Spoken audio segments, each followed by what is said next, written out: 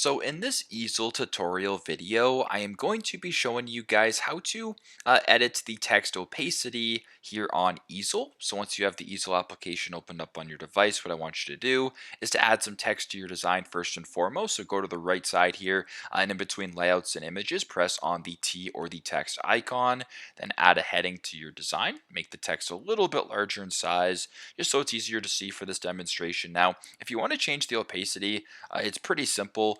Press on the text right here, go to this top bar. This little circle right here in between mask and rotate is the opacity button. So simply to press on that. And as of right now, it's at 100, so it's not transparent whatsoever. But if you were to slide this little black circle to the left, you make it more and more transparent, fading into the background. If you want to slide it back to the right, it makes it less transparent. So pretty straightforward, but that is how you guys can edit text opacity here on Easel. Thanks again for watching, and I hope this video helps.